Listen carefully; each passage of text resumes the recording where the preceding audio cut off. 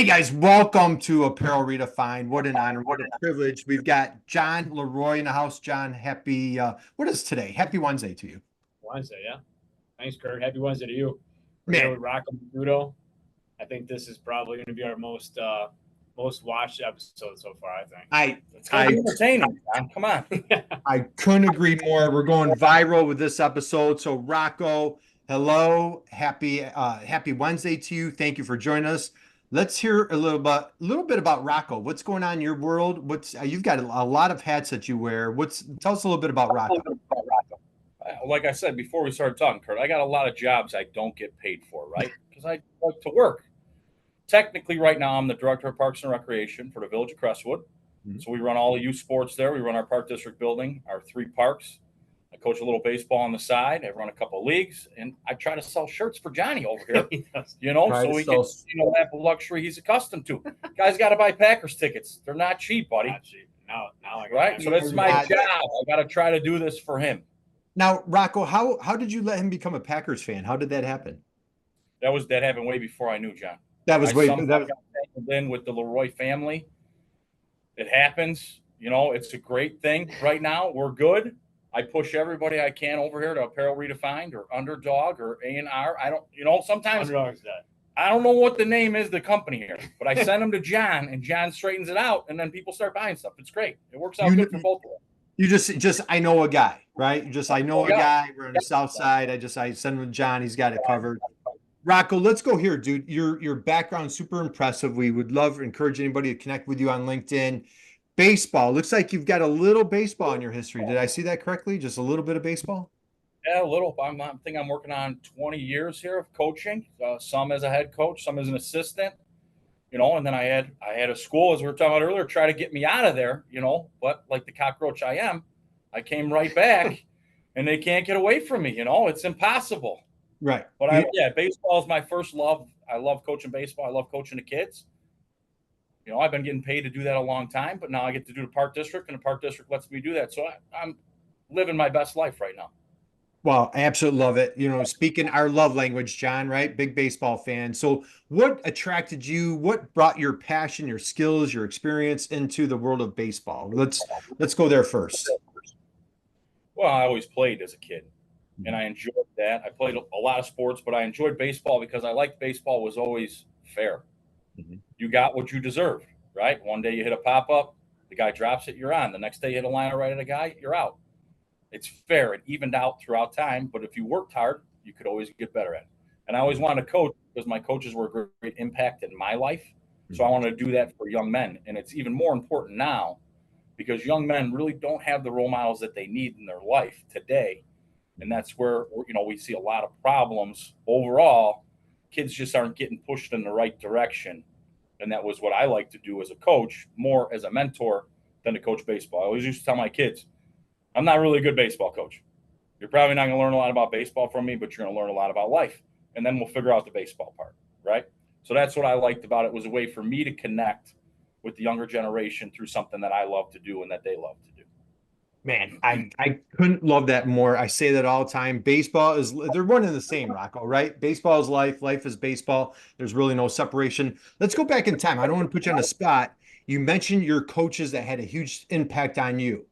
I'd love to hear a coach story that really laid that huge impact on help shape you as a guy that's, you're sharing your passion, your expertise to the future generation, the current generations. Who had that really big impact on you? What's hard? I had 3 great coaches in my life, right? Starting out as a kid, my dad Nice. coached me for a long time. We don't always get along. We had our moments like any father and son will. And then I worked for my dad for 15 years.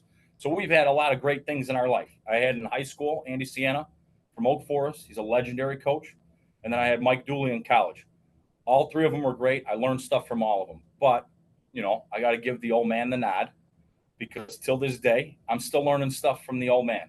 And what he instilled in me as a kid on the baseball field and off was what I want to instill in my son is if you work hard every day and you try to do the right thing, things are going to turn out your way. Not every single day and every single moment, but at the end, when it's all said and done, you're going to get what you deserve in life. And he really instilled that work ethic in me that I think is what led me to be successful in my life. My biggest problem is, like we talked about earlier, I'm great at outworking a problem, but I'm not great at passive income. I need to learn how to make money without overworking all the time, right? Like the rest of us. But it's a blessing, it's a curse all at the same time. But that's really, I got to attribute that to the old man. My mom and dad really laid the groundwork for me in my life, and I was lucky that he was able to coach for me as a kid. And then later in life, when I was the head coach at St. Xavier, he came back and he was our JV coach, and the kids loved him. You know, he had some old school. He came in talking about like calisthenics, and the kids were like, "What's calisthenics?" Man, I'm doing push-ups and stuff. But they start, because he was genuine, they understood where he was going, and they liked that, and we had a great family atmosphere. But that's what I learned from the old man. Is my work ethic really is one of the best things that I think I can attribute to him amongst many, right? Oh, what a gift, man. Rocco, what's dad's name, please? Tony. Tony. Sorry. Big shout out. Lots of love to Tony. If we were to ask, when say a future player of yours were 20 years down the road and they were asked that same question and they're like, man, Coach Rocco did this. What would you love to, what legacy, what imprint would you love to have on this generation that you're teaching? We try to still instill that work ethic, the discipline, and the accountability, right? And I think that most of my guys will tell you that I was always fair to them. They always got what they earned, right? One of the best things a kid ever said, some people won't like this, but some people do. I really loved it. I had a kid, Ben Zordani, who was a captain for me. He worked really hard for 4 years. We were at practice, and a freshman, made a good play, did something. Mm-hmm. And he looked, and I didn't say nothing to him, right? And Ben goes, Coach Mossuto's not going to compliment you when you do your job. It's like breathing. You're supposed to do that every day. But he's going to let you know when you're not doing something right. He goes, if you don't hear from him, you're doing good. And when you do something excellent, he's going to let you know. But if you do what you're supposed to do every day, just do it and don't worry about it. Right. And I thought that was great because really that's what I want the kids to learn. And for a kid to say that to another kid, those guys got it. They understood, right? You got to get up every day in your life. You got to go to work. You might have a family. You might have kids. You got to pay your bills. Not everything's going to go your way. Get up and do your job every day. Everything's going to be fine, right? Well, I love it. It's simple. Not always easy, but it's simple. John, you've played a sport or two in your lifetime. I know a little bit of hockey, a little bit of baseball. Still out there playing softball. How about a coach that's had a huge impact on you? Like Rocco said, I mean, similar path. My dad first, in baseball, and he didn't really play many other sports as a kid, basketball a little bit, but he's my size, so basketball wasn't going to take him anywhere. But really into baseball, he actually played at St. Xavier. Like St. Xavier in terms of baseball on the south side here is just a legendary school. Unfortunately, the shit happened with Rocco, but it was taking the program in a really good direction because it was kind of not a good area for a while. And then just with the resurgence of there wasn't a focus on Midwest baseball for a long time. You'd be lucky one or two guys in the area got drafted, and then the explosion of talent here with Rocco's helping. And you have a lot of kids that think they should go D1 and this and that, but wrong answer to your question. So it was my dad first. And what I was getting to is he knew baseball, but he knew that baseball, if he pushed me that long year round, which is, kind of counterproductive or counterintuitive what you see today, you need something else. So he never really played hockey, but he got me into hockey. I learned to skate right after I could learn how to walk, 2.5 years old. And he hung around from learning to skate up until maybe 7 or 8. And then you realize hey, I don't know what the hell I'm doing. It's time to let someone else. So I think it was hard for him to do that. He was always around, but he knew what he was talking about in baseball. So he was my baseball coach pretty much all the way up until high school. And then Gary Johnson, one of another St. Xavier graduate, was a really instrumental coach in my lifetime. And that was right about from 8th grade all the way through college. He was our summer coach. John Cangelosi was a great coach of mine because he was my size and played in the major leagues. So a lot of the stuff that I learned in terms of the skill part of the game, everything a Rocco coach and the way I coach, the way my dad coached, was a lot more about the team, understanding the game, working hard, busting your ass, hustling, controlling the things that you can control. And some of the stuff I learned from Cangelosi was more about the intricacies of the game and the skill part of the game that he was better at than most people that he played against, like how to take a lead off, how to, like, all the finer things in the game that I didn't really learn because most of my coaches here on the South Side were all about like the team aspect and understand the game, right? And then you get a specialist that really only stayed in the major leagues as long as he did because he could steal a base, right? Okay. You know, and that's a lost art in the game today. So to learn from that guy was really cool. But then just understanding from a defensive side of like what to look for as a catcher for a guy that knew how to steal a base and what you could prepare for. And I'm just taking that knowledge and translating it to the kids that I taught and coached in the high school level for a long time. But yeah, I'd say my dad, Coach Johnson, then at a hockey level, Mike Kelly was a really good coach of mine. It's just a resounding message, no matter the coach. But it's one thing for a coach to say, work hard, play hard type thing. But you see the guys that aren't genuine and the guys that tell you to work hard and play hard. You could tell that they were full of shit. Mm-hmm. It didn't. But the guys that I'm naming, I know that they worked hard, and I know that when they did play, they played hard. Just because you see them like screwing around in practice, you know what I mean? Like they take it serious, but they like to have fun.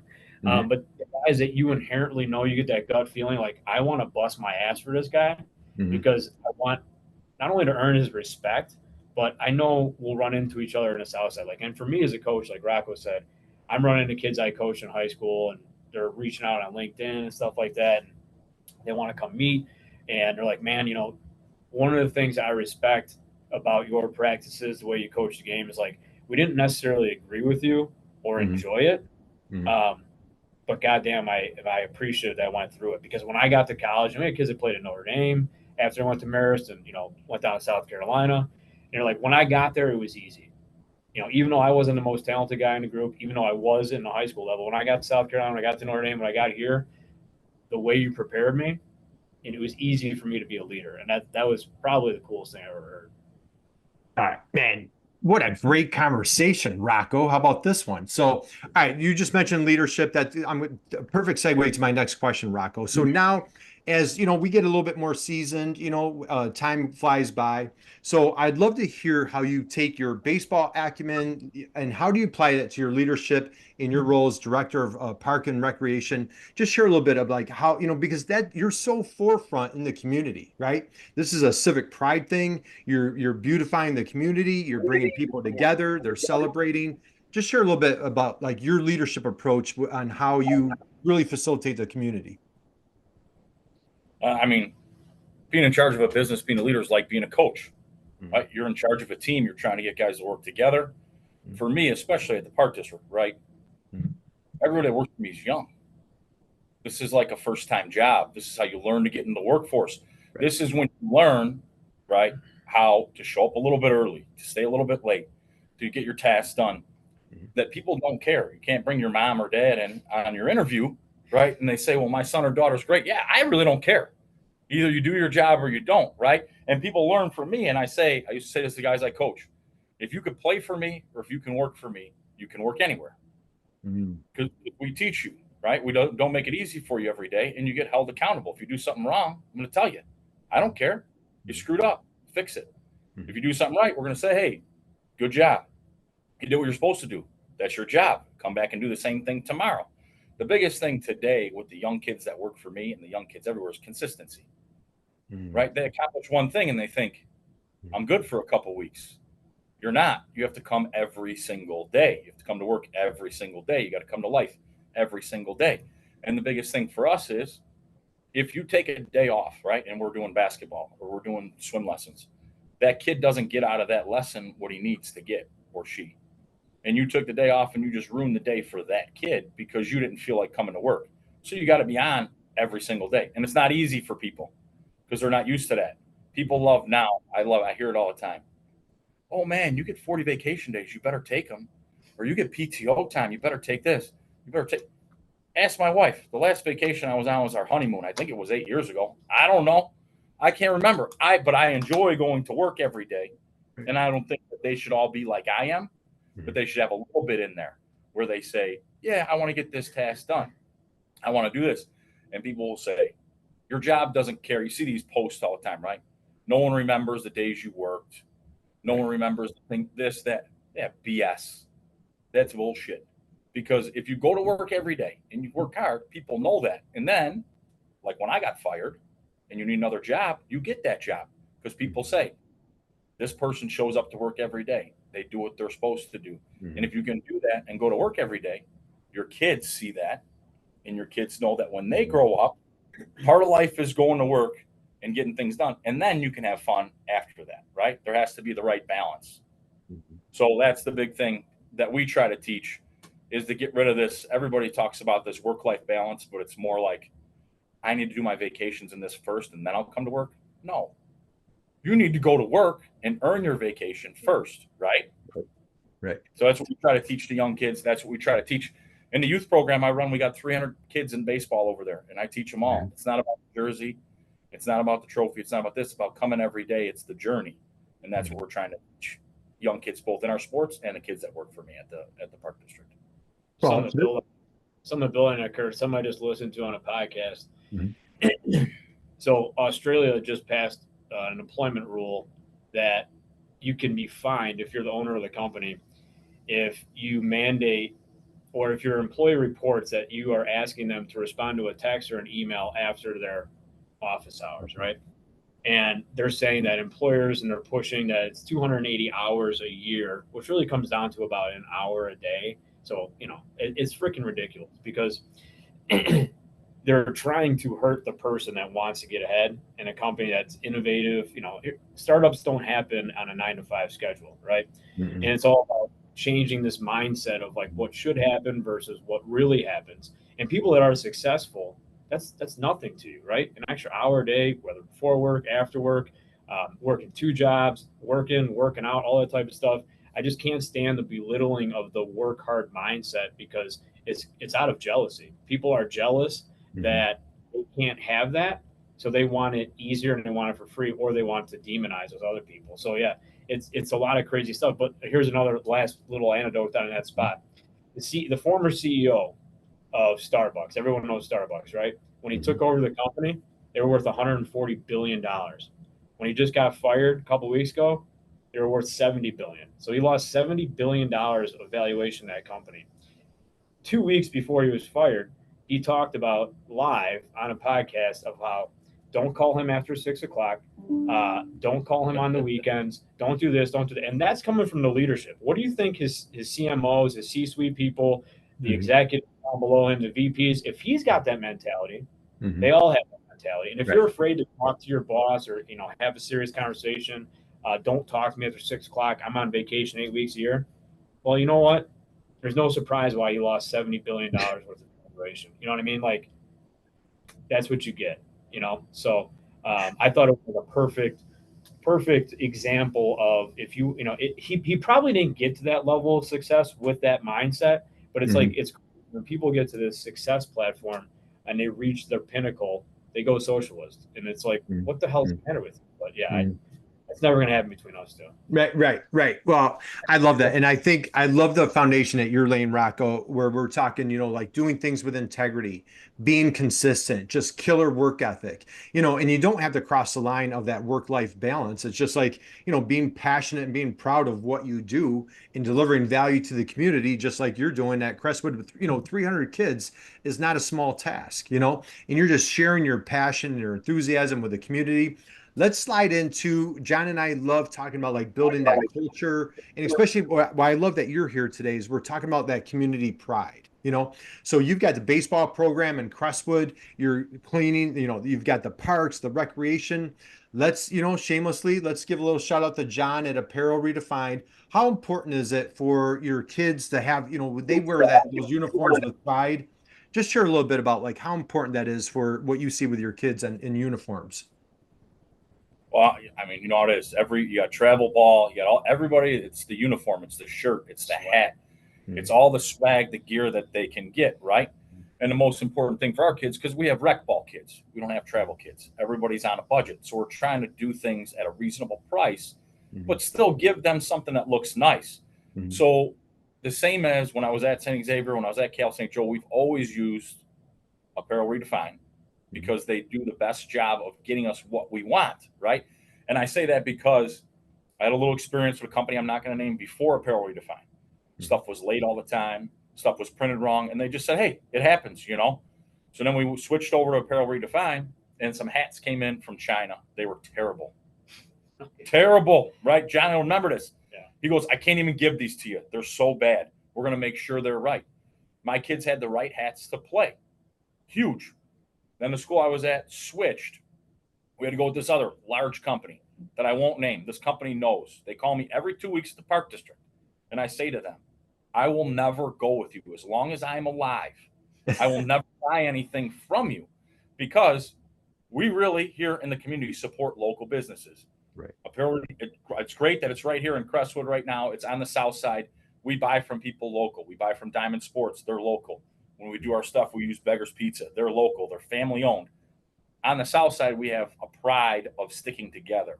So we use a local company. But with that being said, that because they produce, John knows, and the reason I use a lot of companies I know is, and I tell people, I know them. So I know if something's wrong, I can go yell at them. And they're not going to cry about it, right? But then the stuff gets done. We got fall ball coming up. We got 41 teams. Really, I should give them 2 weeks lead time, right? So they can print everything and everything's good. You're going to ask Derek. Sometimes I give him 3 days and I'm like, I need the shit. Tough. Right. You know, he's crying about it. Everybody in the warehouse is probably pissed. They all probably hate me, but they get the stuff done and my kids get the shirt. We do this huge wiffle ball tournament. We got 30 plus teams. I give them shirts 48 hours before. I got the shirts when I need them for the tournament. So they know the value of keeping that relationship, because I'd like to think that over time I've given enough accounts over here to them so that they're actually making some money off somebody else. Probably not me, you know, because I'm always screwing it up, but somebody else I gave them is probably making it worthwhile. But the kids love the shirts, the hats we get from the gear we had at St. Xavier was top notch. Everywhere we went down to Florida to play. Guys would say, where'd you get that uni from? Where'd you get that hat from? Where'd you get this from? And we always had something good. And the good thing is, you know, I'm crazy like everybody else. Sometimes I think I got a great idea, and then John or Derek would say, that's kind of going to look stupid. Maybe you shouldn't do that. So they've saved me from making some mistakes in my apparel situation also, right? But that's the importance of local business. Like John said, you got a lot of kids that work for him that live around here. You got kids that we know that work for him that live around here. Kids get stuff for the program from a local business, then they understand we don't have to use the big national business and get ripped off, right? I don't need a middleman. I don't want somebody making money that I don't know who they are. I want the money to stay in the community and then get put back into the community. All right, man. Drop the mic there, John. How about that one? So Rocco, you know, I'm going off script a little bit. So trust, man. Trust is, you know, consistency, integrity. Trust is just so critical. It's all about those relationships, right? How do you, let's talk about like people that are leaning on you, you're leaning on John. Like, how do you keep that healthy communication? Like you said, you know, you're a little bit on the what's the word I want to say, John? Forward, blunt, right? So if somebody's not living up to Rocco's expectations, you're not keeping that to you're letting that person know, right? And how's that for an impression, right? Yeah, you know where you stand all the time with me. It's pretty easy, right? That's like I said, you're gonna get yelled at. Yeah. Shit's gonna happen. I'm not always right. I'm not saying that. Right. But you got to be held accountable. Just like I need to be held accountable. I know I shouldn't put stuff in late, but I do. Right. They get it fixed for me. We do our best to fix it the next time. But I'll always tell someone who asks me, you know, because they're dealing with these bigger companies, because you get some fake discount or they have you buy this to get this or whatever it is. And I say, no, they don't do these programs at Apparel, but you get what you pay for. You get it on time. They give you the right material. They don't show you one thing and send you another thing. So the guys that work with me know that I'm giving them someone that's good. And John knows when I give him someone, I'm giving him someone that needs it to be done right. So we're all accountable by each other because we know, like I would say, and I think that Johnny probably believes this, oh shit, Rocco gave me this guy. For sure. I'm not going to screw it up because I don't want him to get pissed at me. But then your network grows and you make more sales and you find more people by doing that each time. When you come through each time, then your trust gets built with each new company and each new person you work with. And then you build off that momentum. And then you get to the point where, like today, when I pull up, and there's 6,000 boxes outside. I said, can we get some of these boxes out of here? Can we get rid of some of this stuff? Right. But it's good because you're so backed up because you got so many clients, but they're all still getting their stuff on time. And that's the important thing. That's how you build the trust, is by coming through on the promises that were made. Well, I love it. Hey, John, I'm giving another shout out to Tony. What a wise man that Tony created here. So just love the wisdom, love the passion. John, when you're working with somebody like Rocco, just share, whether it's, somebody involved in the community or, with kids, how, talk a little bit on how Apparel just, really partners with someone like Rocco just to make his life a little bit easier. So when he, you got that 48-hour time limit, how are you helping a guy like Rocco? Well, Rocco's been around for a while, especially like in the baseball world. When he was back at Exavs, he was a great customer to work with because he's a guy that, Midwest baseball here starts the collegiate level January, right? But you start hitting the field February, March. But he's a guy that would be ordering in October, right? When no one else was thinking about baseball. He was prepared, and he knew, because after going through this for a long time, everyone in the Midwest is ordering at the same time, so you're limited on stock. Now, fast forward to where we're at today, he knows what he wants. It's easy to work with a customer that says, "Hey, here's what I want. Here's the quantities. Here's this. Here's what I'm projecting."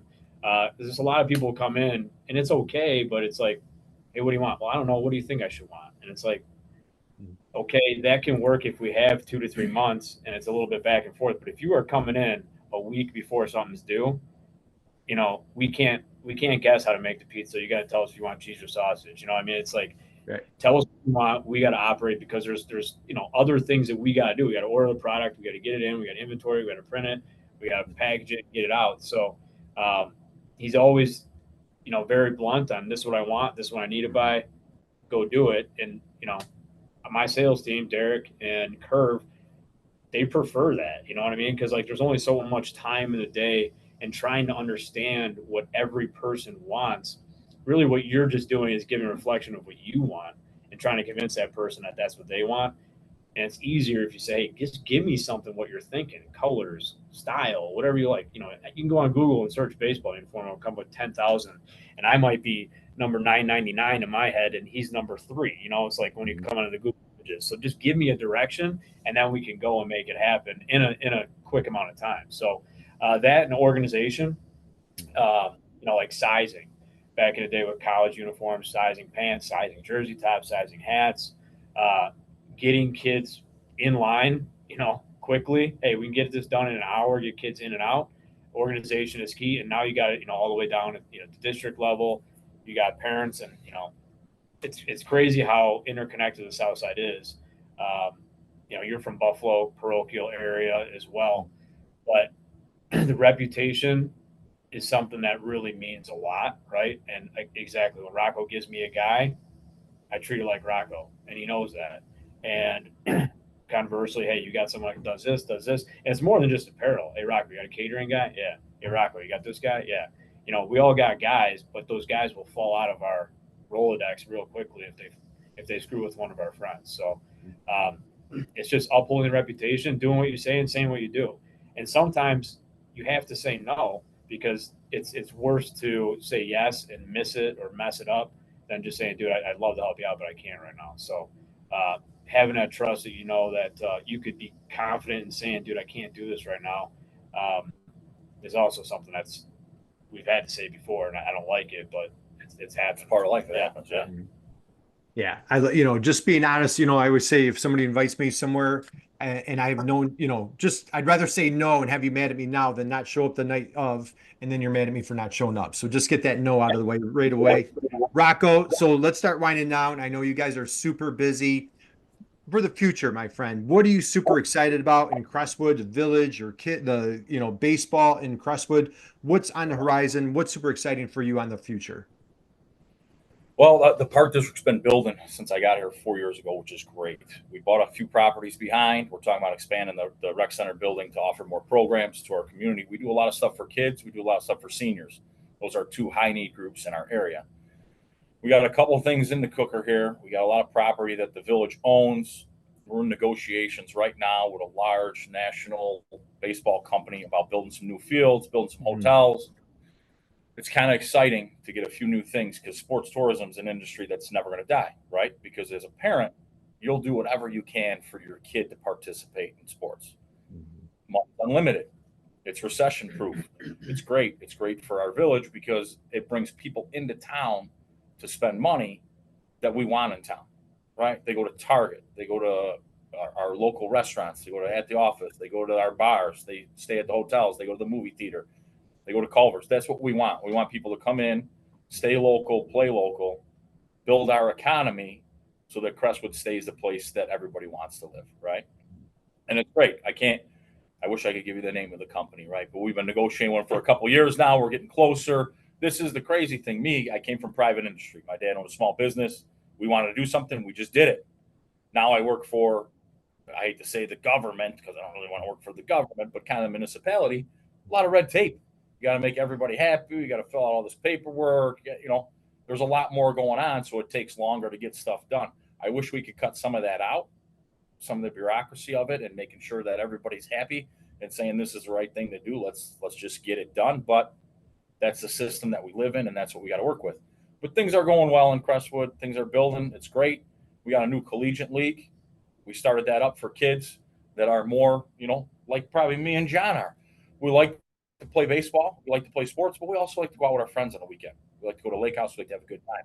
It's that balance I was talking about earlier. You play, you do what you're supposed to do, and then you can go out and have fun, right? So we're building a lot here. It's exciting. Happy to be here today. Hopefully this helps out. We get a few more viewers going here, right? We're going to pump this out to everybody. We're going to double it, man. I have to take from everybody that I know because I'm going to put this out here. They're going to be memeing this at me for probably the next 6 months. But I'll jump on a grenade for you guys. I'll do that. That's fine. John, we need more Roccos, right? Everybody needs a Rocco in their life. So Rocco, I'm going to let you go. Last question for you. Best business advice that you've ever received? I know you had a lot of great coaches, a lot of great mentors. You had Tony in your life. God bless you. How about best business advice that you received that you would love to pass along? I like to pass it along, but I don't adhere to this because I'm stupid myself. But I had my college coach, Mike Dooley, said to me, I started giving baseball lessons to kids for free. And he said, why would you do something for free that people will pay you for? So I would say to people, if you want to make a little bit more money in your life, you should probably charge people for the knowledge that you have because they don't have that knowledge. And at some point, unfortunately, they're probably not going to repay the favor. They're going to charge you for the knowledge that they have. So don't do something for free that you get paid for. Brilliant. Absolutely brilliant advice, man. Where were you 30 years ago for that one, my friend? So like I said, I don't even listen to myself. I do stuff for free every day. It's stupid, but I hope somebody else learns from me, right? That's right. Pass it on, man. Pass it on. John, closing thoughts, anything that you want to share as we wind down? No, I mean, we moved to Crestwood almost 6 years ago, and my wife's from Crestwood, and it's a great town. Probably going to be moving out of here in about a year, but not too far away. We'll always be close to Crestwood. But one thing I can say about Rocco too is that when you hear, I work for the government municipality, he's completely different than what you would envision the normal government municipality parks and rec director, right? Like he truly has a micro and macro perspective for everything that he does. Like you're talking about this large national baseball company coming in. Well, he's not just thinking about them. He's got the restaurants, he's got the hotels, he's got other ancillary businesses that's going to benefit. Then you got to talk about staffing. He's got a collegiate baseball league he just started up here, which is already benefiting hotels, local businesses. Now he can help these kids be employed during, when they're in college, they can work at the baseball facility. Just the pride and excitement around Crestwood. It's not that it was like this small, sleepy town beforehand, but it kind of was. But it was like, he brings energy, as you can see, everywhere he goes. My father-in-law works out at the rec center where he's at, and people love to talk to Rocco. And it's you talk about like a microcosm. He's one person in the village, but the personality is genuine and it precedes him. And great things are happening in this community and this village, mainly because of him. So he's got a lot to be proud of, but it's genuine, it's authentic, and people realize that. Yeah, and in Rocco, the government job per se, or quotes, I guess, around it, you're selling civic pride. You're giving people to puff up their chests about, their community, everything that you're doing. And as far as what you're doing with the kids, so admirable, so inspiring, and what you're selling, John, what do we talk about? We talk about selling memories. Yeah. You're selling confidence for kids, you're selling them priceless.